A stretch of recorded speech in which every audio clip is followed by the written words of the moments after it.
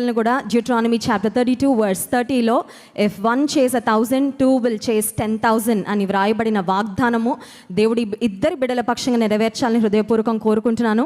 ఈ తరంలో మనం చూసినట్లయితే many people are scared to get married. Very sad to see, even in Christian churches we can observe young people do not want to get married because they look at the couples and they say married life is an unhappy life.